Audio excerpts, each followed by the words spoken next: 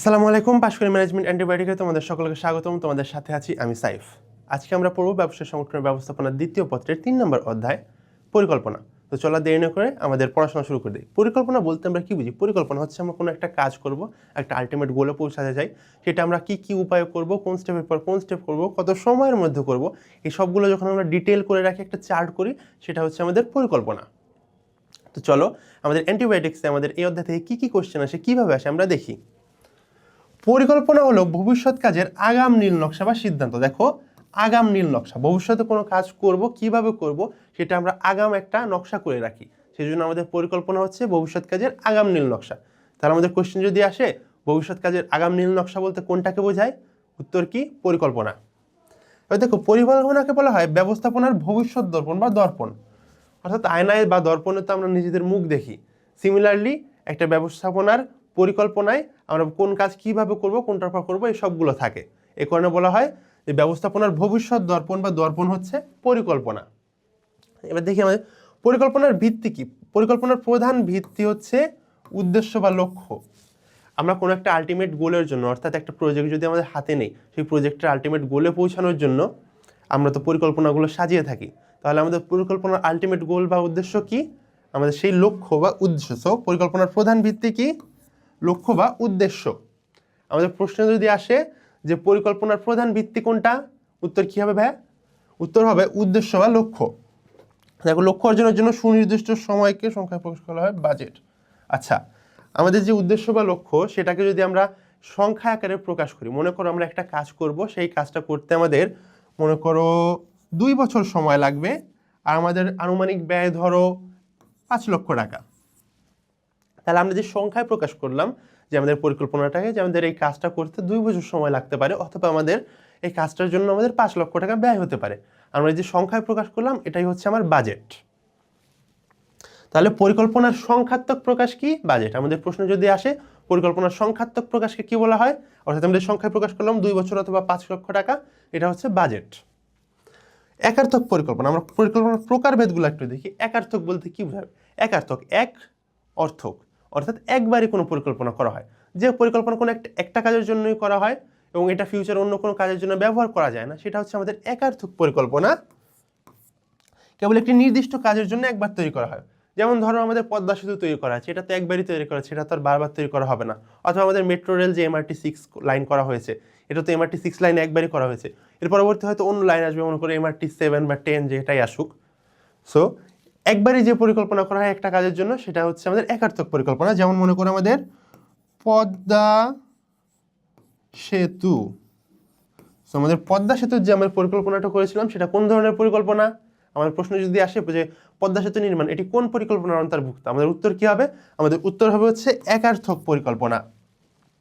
তো এবার দেখি আমাদের পরবর্তী পরিকল্পনা কি আছে, স্থায়ী পরিকল্পনা। আচ্ছা, স্থায়ী পরিকল্পনা আমাদের নাম শুনেই বুঝতে পারতেছি যে এটা স্থায়ীভাবে ব্যবহৃত হবে, অর্থাৎ একবার করা হবে, বছরের পর বছর আমরা এই পরিকল্পনাকে ব্যবহার করব। যেমন মনে করো 16ই ডিসেম্বরে আমাদের প্রতিষ্ঠানগুলো ছুটি থাকে, শিক্ষা প্রতিষ্ঠান বা সরকারি যে প্রতিষ্ঠানগুলো থাকে, সরকারি বেসরকারি মোটামুটি সব প্রতিষ্ঠানই 16ই ডিসেম্বরে বন্ধ থাকে। তাহলে একটা পরিকল্পনা করা হয়েছিল যে 16ই ডিসেম্বর আমাদের বিজয় দিবস উপলক্ষে আমরা সব ধরনের প্রতিষ্ঠানকে বন্ধ রাখবো। সো এটা একটা স্থায়ী পরিকল্পনা, কারণ হচ্ছে আমরা প্রত্যেক বছর এই পরিকল্পনাটাকে ইউজ করি। সো এই কারণে আমরা বলতে পারি যে 16ই ডিসেম্বরে বন্ধ দেওয়া এটা একটি কোন ধরনের পরিকল্পনা? স্থায়ী পরিকল্পনা। এবার দেখি আমাদের রণকৌশলগত পরিকল্পনা। আচ্ছা, নামটা শুনে একটা যুদ্ধ ফিল আসতেছে না, যে রণকৌশল? তো যুদ্ধ কি ভাই 1 দিন 2 দিনের ব্যাপার? যেমন ধরো আমাদের ইউক্রেন রাশিয়া যে যুদ্ধ চলছে, এটা কতদিন ধরে চলছে? সেই 2022 সাল থেকে চলতেছে, 4 বছর হতে গেল। সো ওদের কিন্তু একটা লং টার্ম যুদ্ধ চলতেছে। রণকৌশলে যদি আমরা পরিকল্পনা করি, আমরা কি 5 দিন 7 দিনের পরিকল্পনা এটা আগাইতে পারবো? আমাদের একটা লং টার্মের পরিকল্পনা করতে হবে। ইন এ সিমিলার ওয়ে আমরা যখন একটা প্রতিষ্ঠানের সাথে কম্পিটিটর বিজনেস করি, সো আমাদের প্রতিষ্ঠানকে অন্য প্রতিষ্ঠানের সাথে কম্পিট করতে হয়, রণকৌশল, বিভিন্ন কৌশল অর্জন করতে হয়। অর্থাৎ অন্য প্রতিষ্ঠান থেকে আমাদের প্রতিষ্ঠানকে আমরা কীভাবে সুপিরিয়র করতে পারবো, আমাদের প্রতিষ্ঠানের সাফল্য কীভাবে অন্য প্রতিষ্ঠানের থেকে বেশি করতে পারবো। সো পরিকল্পনা অর্থাৎ রণকৌশলগত পরিকল্পনা একটা দীর্ঘমেয়াদী এবং প্রতিযোগিতামূলক পরিকল্পনা। আমরা যেহেতু প্রতিযোগীর সাথে, আমাদের কম্পিউটারের সাথে কম্পিট করি, এই জন্য আমরা এটাকে বলছি প্রতিযোগিতামূলক পরিকল্পনা। আবার এটা একটি দীর্ঘমেয়াদী পরিকল্পনাও বটে, কারণ একটা লং টার্মে আমরা মনে করো 2 বছর পরে আমি আমার অন্য একটা প্ল্যাটফর্মের মতন বড় একটা প্ল্যাটফর্ম হতে চাই। সো এটা একটা দীর্ঘমেয়াদী পরিকল্পনা। সিদ্ধান্ত গ্রহণ, বিকল্প সমূহ থেকে সেরাটি বেছে নেওয়া। আমরা যখন সিদ্ধান্ত নেই, আমি মনে করো তুমি একটা মোবাইল ফোন পারচেস করবে, সো তোমার বাজেট হচ্ছে 15,000 টাকা। এখন তুমি 15,000 টাকায় তুমি তো বিভিন্ন অল্টারনেটিভ দেখো যে কোন ফোনটা আমার ভালো ফিচার্স দিচ্ছে। তেমন কি ভিভো ভালো ফিচার দিচ্ছে, নাকি ওপো ভালো ফিচার দিচ্ছে, নাকি আমি এই বাজেটে কোনো স্যামসাংয়ের একটা বাজেট মডেল কিনতে পারছি কিনা। সো আমি যে অল্টারনেটিভগুলোর মধ্যে আমার বেস্ট চয়েসটাকে পিক করছি, মনে করো ভিভো তোমাকে সবচেয়ে বেশি ফিচার্স দিচ্ছে এবং তোমার বাজেটের জন্য বেস্ট, তাহলে তোমার অল্টারনেটিভগুলোর মধ্যে অর্থাৎ বিকল্পগুলোর মধ্যে বেস্টটা বেছে নেওয়া, এটাই হচ্ছে ডিসিশন। তাহলে আমাদের বিকল্প সমূহ থেকে সেরাটি বেছে নেওয়ার প্রক্রিয়াকে আমরা কি বলি? বিকল্প সমূহের মধ্যে সেরাটি বেছে নেওয়ার প্রক্রিয়া, সেটা হচ্ছে আমাদের সিদ্ধান্ত গ্রহণ। নমনীয়তা, প্রিমিজেস। আচ্ছা, প্রিমিজেস এই জিনিসটা কি? এটা হচ্ছে একটা ভবিষ্যৎ অনুমান, অর্থাৎ ভবিষ্যতে কি হতে পারে সেটা অনুমান করে তারপর হয়তো আমরা পরিকল্পনা করি। মনে করো আমাদের সেই যে নির্বাচন গেছে, এখন আমরা অনুমান করতেছি যে বিরোধী দল হয়তো এটা মেনে নিবে না, সো আমাদের একটা রাজনৈতিক অস্থিরতা আসতে পারে, এটা আমরা অনুমান করে নিয়েছি এবং এই অনুমানের অনুযায়ী আমাদের প্রতিষ্ঠানের আমাদের পরবর্তী পরিকল্পনাগুলো আমরা সাজাচ্ছি। যে মনে করো আমি যে তোমাদের ক্লাসগুলো নিচ্ছি, আমরা হয়তো বা আগে নিয়ে রাখছি অথবা একটু পরে নিয়ে নিতে পারি। আমরা যদি রাজনৈতিক অস্থিরতা বিরাজ করে তাহলে হয়তো বা দেখা যাবে যে আমরা ক্লাসগুলো নিতে পারছি না, এই জন্য আমরা আগে ক্লাসগুলো নিয়ে নিচ্ছি। এটা হচ্ছে আমাদের পরিকল্পনা, যে প্রিমিজেস বা ভবিষ্যৎ অনুমান। সো ভবিষ্যৎ অনুমানের উপর ভিত্তি করে পরিকল্পনাগুলো করা, সেটা হচ্ছে আমাদের প্রিমিজেস। আমাদের পরবর্তী মিশনটা কি? আচ্ছা, মিশন হচ্ছে তোমার আলটিমেট গোলের ভেতরে একটা হিডেন যে ইচ্ছা শক্তি থাকে। মনে করো একটা শিক্ষা প্রতিষ্ঠানের মিশনটা কি থাকে, যে তার শিক্ষার্থীদেরকে একটা ভালো মানুষ হিসেবে গড়ে তোলা। সো তার যে আলটিমেট ইন্টেনশন, সেটা হচ্ছে মিশন। স্বল্পমেয়াদী এবং দীর্ঘমেয়াদী পরিকল্পনা। দেখো, স্বল্পমেয়াদী 1 বছর বা তার কম সময় এবং দীর্ঘমেয়াদী 5 বছর বা তার বেশি সময়। আমরা আমাদের অর্থায়নের সময় আমরা দেখেছি যে অর্থায়নের যখন আমরা স্বল্পমেয়াদী অর্থায়ন, দীর্ঘমেয়াদী অর্থায়ন আমরা পড়েছি, যে 1 বছর বা তার কম সময় যে লিমিট থাকে সেটা হচ্ছে আমরা স্বল্পমেয়াদী বলি, এবং 5 বছর বা তার বেশি হলে তাকে আমরা বলি দীর্ঘমেয়াদী। পরিকল্পনার ক্ষেত্রেও জিনিসটা সেম, যে আমাদের কোনো পরিকল্পনা যদি 1 বছর বা তার কম সময়ের জন্য হয় তাহলে সেটা হচ্ছে স্বল্পমেয়াদী পরিকল্পনা, আর 5 বছর বা তার বেশি সময়ের জন্য হলে সেটা হচ্ছে আমাদের দীর্ঘমেয়াদী পরিকল্পনা।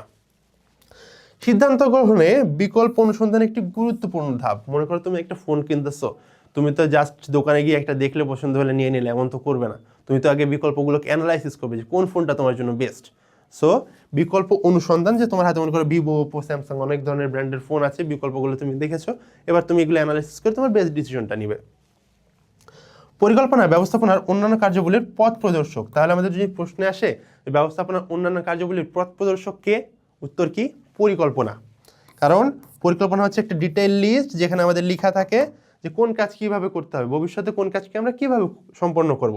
তাহলে পরিকল্পনা হচ্ছে ব্যবস্থাপনার পথ প্রদর্শক।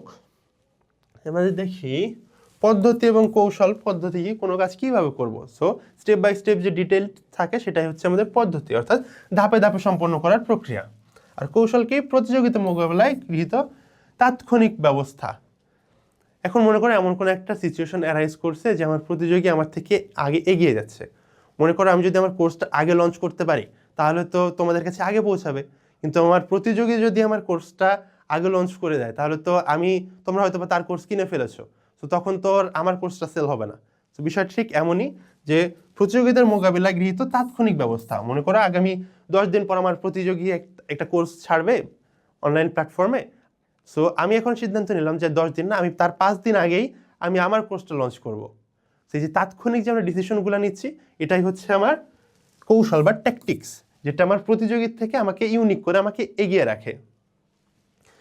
পরিকল্পনা সঠিক না হলে পুরো ব্যবস্থাপনা ব্যর্থ হয়। অর্থাৎ পরিকল্পনা তো আমার ব্যবস্থাপনার কি এলিমেন্টস, ভিত্তি তো আমার হচ্ছে পরিকল্পনা। এখন আমার ভিত্তি যদি ভাই ঠিক না থাকে তাহলে কি আমরা ব্যবস্থাপনায় সফল হতে পারবো? পারবো না, এন্টায়ারলি ব্যর্থ। লক্ষ্য হলো পরিকল্পনার চূড়ান্ত ফলাফল। দেখো, আমরা যখন পরিকল্পনা করি একটা লক্ষ্য অর্জনের উদ্দেশ্যে তো করি। সো পরিকল্পনা যদি আমাদের সাকসেসফুল হয় তাহলে সেটার চূড়ান্ত ফলাফল কি? লক্ষ্য। অপারেশনাল পরিকল্পনা, দৈনন্দিন কাজের জন্য নিচু স্তরের পরিকল্পনা। অর্থাৎ দেখো, নিচু স্তর বা ফাংশনাল লেভেলে যখন আমরা কাজ করি, পরিকল্পনা করি, সেটাকে আমরা বলতেছি কি? অপারেশনাল পরিকল্পনা। অপারেশনাল নিচু স্তর। আমরা চলো দেখি আমাদের প্রিভিয়াস ইয়ারে এই অধ্যায় থেকে কি কোশ্চেন আসছে। দেখো, রণকৌশলগত পরিকল্পনা সাধারণত কত সময়ের জন্য হয়? দেখো, রণকৌশল আমরা দেখি যুদ্ধ তো আমরা অনেক সময়ের জন্য করি, রণকৌশলগত পরিকল্পনা, তাহলে এটা একটা দীর্ঘমেয়াদী পরিকল্পনা। আবার আমাদের দীর্ঘমেয়াদী পরিকল্পনার টাইম লিমিট কি? 5 বছর অথবা তার বেশি। তাহলে দেখি আমাদের অপশন কি আছে, 1 বছর, 2 বছর না, 3 বছর না। তো একটাও আমাদের 5 বছর ক্রাইটেরিয়া ফিল করতেছে না। দেখো দীর্ঘমেয়াদী বা 5 বছরের বেশি, তাহলে আমাদের উত্তর কি? রণকৌশলগত পরিকল্পনা হচ্ছে একটি দীর্ঘমেয়াদী বা 5 বছরের বেশি সময়ের জন্য পরিকল্পনা। তো দেখবে আমাদের শিটের প্রত্যেকটা এমসিকিউ এমন সুন্দর করে ডিটেল করে দেওয়া আছে, ওগুলো পড়লে আমাদের এই অধ্যায় থেকে যে কোশ্চেন আসবে আমরা ইজিলি সলভ করতে পারবো। That's all for this chapter. See you in the next class. আসসালামু আলাইকুম।